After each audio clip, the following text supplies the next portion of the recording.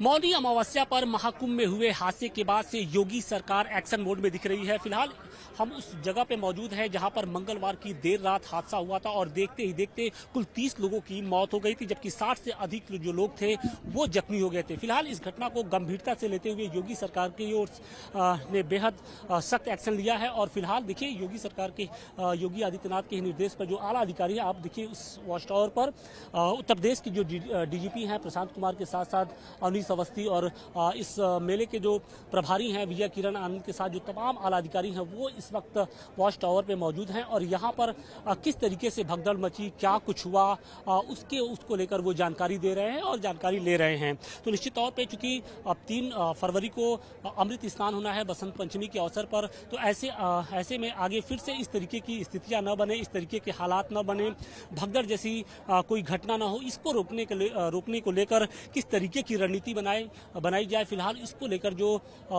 प्रशासनिक अधिकारी हैं वो इस वक्त मेला संगम नोच पे पहुंचे हैं। फिलहाल और ये वही जगह है पिलर नंबर 155, यानी इसी जगह पर मंगलवार की रात हादसा हुआ था और देखते ही देखते कुल 30 लोगों की मौत हो गई थी। सवाल इसी बात का है कि हादसे के कारण क्या थे, किस तरीके से भगदड़ मची, भगदड़ के पीछे की असली वजह क्या है, कहाँ पर प्रशासनिक चूक हुई, इन सब बातों को लेकर इस वक्त डीजीपी के साथ जो तमाम जो अधिकारी हैं वो इस वक्त यहाँ पर मंत्रणा कर रहे हैं। और तस्वीरें देखिए कि पैरामिलिट्री फोर्स के अलावा जो की सुरक्षा से जुड़े हुए अधिकारी हैं वो इस वक्त यहाँ पर मौजूद है। तो निश्चित तौर पे आने वाली जो तिथियां हैं वो बेहद महत्वपूर्ण हैं और यही कारण है कि योगी आदित्यनाथ अब किसी तरीके की कोई लापरवाही नहीं चाहते हैं। और उनके ही कहने पर जो डीजीपी हैं या फिर जो सचिव लेवल के अधिकारी हैं वो इस वक्त संगम नोच पे पहुंचे हैं ताकि जब 3 तारीख को अमृत स्नान हो तो किसी तरीके की कोई अप्रिय घटना न हो सके।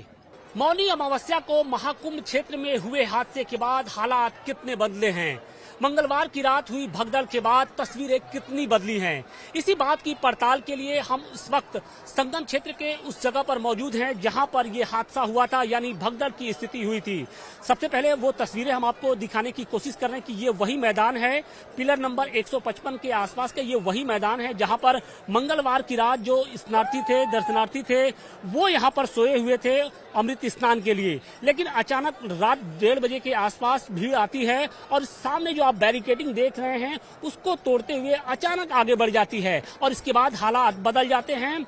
भीड़ कुचलते हुए, यानी जो सो रहे थे लोग उनको कुचलते हुए आगे बढ़ जाती है और देखते ही देखते जो 30 लोग थे उनकी मौत हो जाती है। लेकिन इस घटना से सबक लेते हुए अब आपको ये पूरा का पूरा मैदान देखिए कि यहाँ पर किसी को भी सोने की इजाजत नहीं है।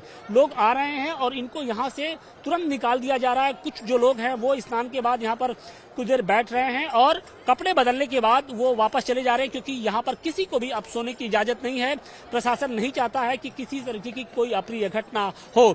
इसके साथ ही जो दर्शनार्थी जो स्नान करने वाले लोग हैं, जो श्रद्धालु हैं, उनके लिए आने और जाने दोनों के लिए अलग अलग जो रास्ते हैं वो बना दिए गए हैं। और सामने देखिए कि एक जो रास्ता है यानी बैरिकेडिंग का, एक तरफ से आप आएंगे और दूसरी तरफ से जो श्रद्धालु होंगे वो स्नान करने के बाद वापस अपने गंतव्य की ओर बढ़ेंगे। तो अब तस्वीरें, हालात धीरे धीरे बदले गए हैं। इसके अलावा जो बैरिकेडिंग की गई थी उसको और मजबूत किया जा रहा है, उसमें जो स्टील की जाली है वो लगा दी गई है। सामने आप देखिए कि जो वॉच टावर है वहां पर भी निगरानी बढ़ा दी गई है। सामने देखिए आपको वॉच टावर पे पैरामिलिट्री फोर्स के जो जवान हैं उनकी तैनाती कर दी गई है और इसके अलावा पूरे इलाके में जबरदस्त इस वक्त बैरिकेडिंग कर दी गई है ताकि अगर भीड़ बढ़ती है तो उसको कंट्रोल किया जा सके, क्योंकि प्रशासन ये जानता है कि भीड़ बढ़ेगी तो उस भीड़ को जगह जगह पर रोकना होगा और यही स्ट्रेटजी भीड़ को रोकने में कामयाब होगी। और यही कारण भी है कि आज खुद डीजीपी और जो तमाम आला अधिकारी हैं वो आज इस मेला क्षेत्र में इस जगह पर पहुंचे जहां पर यह हादसा हुआ था। और इसके बाद सबसे बड़ी चुनौती 3 फरवरी को लेकर है, जब बसंत पंचमी के दिन अमृत स्नान होगा। तो उस दौरान मौनी अमावस्या जैसे हालात न बदले, उस तरीके की तस्वीरें न हो, इसको लेकर जो प्रशासन है वो फूक फूक कर अब कदम उठा रहा है। तो ये बताओ कि यहीं पर हादसा हुआ था, उस दिन के बाद हालात कितने बदले हैं, क्या नजर आ रहा है आपको? अभी बहुत अच्छी सुचारू व्यवस्था चल रही है, प्रशासन की पूरी अच्छी सहयोग यहाँ पर चल रहा है। हमने अभी स्नान किया, हम लोग यहाँ आए हुए थे, हर लोगों ने अच्छा सपोर्ट किया। ऐसा हमें कुछ नहीं लग रहा है, पूरी तरीके से पब्लिक को इन्होंने कंट्रोल में कर लिया है। ऐसा कोई ये नहीं है, सब लोग स्नान के लिए, हम तो कहते हैं सब लोग आइए, अच्छा है, बहुत अच्छी व्यवस्था है। अभी यहीं पर हादसा हुआ था, कितना चेंज नजर आ रहा है, क्योंकि उस रात तो बहुत से लोग सोए थे, लेकिन अभी क्या तस्वीरें हैं? देखिए अभी सारे हालात सामान्य, हम लोग यहाँ सुबह दर्शन करने आए थे। हम लोगों ने आते ही स्नान किया, न कोई ऐसा कोई भीड़ है, प्रशासन की सुचारू व्यवस्था है और सब लोगों से हमारा भी निवेदन है कि कृपया वो लोग आए। क्या नाम है आपका? विनीत गुप्ता, कहाँ से आप आए हैं? नोएडा। नोएडा से। विनीत भाई ये बताइए कि यहीं पर हादसा हुआ था, तो तस्वीरें कितनी बदली हैं, कितनी मुस्तैदी है आपको? आज तो पूरा सामान्य लग रहा है, चप्पे चप्पे पे पुलिस के सिपाही तैनात हैं, एकदम सुचारू व्यवस्था है, लग ही नहीं रहा कि कुछ ऐसा हुआ था, कोई घटना घटी थी। तो हम सब लोग तो बैरिकेडिंग्स वगैरह तो कर दी गई प्रॉपर? प्रॉपर बैरिकेडिंग है, प्रॉपर व्यवस्था है, प्रॉपर गाइडेंस है, पुलिस वाले एक एक को बता रहे हैं कैसे जाना है, कहाँ से निकलना है। तो व्यवस्था एकदम सही है, कोई घबराने की डरने की जरूरत नहीं है। क्या यहाँ की व्यवस्था देखकर? बहुत अच्छा है यहाँ पर और बहुत अच्छा लग रहा है, नहा के आए हैं, बहुत अच्छा फील हो रहा है। अच्छा, ये अभी व्यवस्था ठीक है यहाँ पर, क्योंकि यहीं पर हादसा हुआ था, 30 लोग मर गए थे। नहीं, अब कोई दिक्कत नहीं है। घबराहट थी, पहले आने में थोड़ा सा घबराहट थी, कैसा होगा क्या होगा, उस घटना घटित होने के बाद थोड़ा सा डर था। जो आके देखा बिल्कुल डर निकल गया, बिल्कुल एकदम व्यवस्था सुचारू है, जो चाहे वो आराम से आ सकता है। देखिए, जो आगामी बसंत पंचमी का मुख्य स्नान पर्व है उसके लिए हम लोग तैयारी कर रहे हैं और अगेन पूरे जो हमारा पिलग्रिम मूवमेंट है उसकी तैयारी कर रहे हैं। उसी के विषय में ड्यूटीज को और स्ट्रेंथन किया जा रहा है। सर, अभी तक जो पुल बंद थे वो खोल दिए गए, क्या बसंत पंचमी से पहले वो पुल बंद कर दिए जाएंगे? देखिए, वो यातायात योजना का पार्ट है। फिलहाल अभी सुबह हम लोगों ने सारे पुल खुलवाए हैं, भीड़ का प्रेशर कम हो गया इसलिए।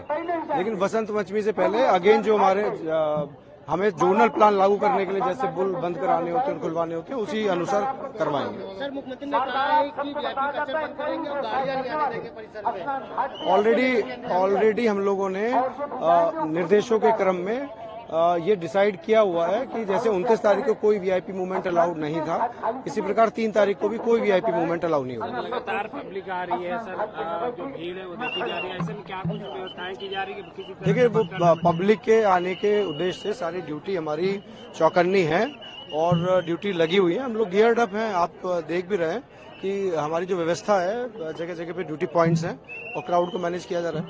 Thank you.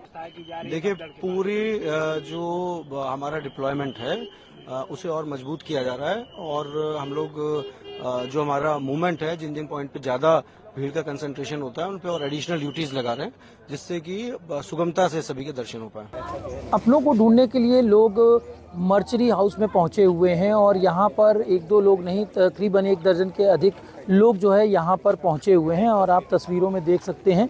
लेकिन सबसे बड़ी बात ये है कि यहाँ के जो मर्चरी के आसपास रहने वाले स्थानीय लोग हैं, वो इनकी सुबह से ही चीख पुकार सुनकर उनका भी जो कलेजा है वो कहीं ना कहीं पिघला और उनके पास आकर लगातार वार्तालाप करने की कोशिश कर रहे थे। उसके बाद इन्हें शांत कराया गया और इनको पहले चाय स्थानीय लोगों ने पिलाया। उसके बाद ये आप देख रहे होंगे समोसे जो है वो यहाँ पर वितरित किया गया है। फ़िलहाल ये ले नहीं रहे थे, लेकिन स्थानीय लोगों ने समझाया उनको, क्योंकि उन्होंने कहा कि ये जो घटना जो घटी है वो वाकई में बहुत ही दुखद है और ऐसे में इन लोगों को समझा पाना बड़ा मुश्किल था। ये जो परिवार आप पीछे देख रहे हैं, ये परिवार जो है बिहार से आया हुआ है और बिहार से आने के बाद इन्होंने भी अपने को खोया है, लेकिन अभी तक फ़िलहाल कोई भी आदमी मिला नहीं है। बता रहे हैं कि 3 अस्पताल जो हैं गुजर चुके हैं, उसके बावजूद ये तीसरे में आए हैं। यहाँ पर भी इनका कुछ पता नहीं चला है। उनसे पूछ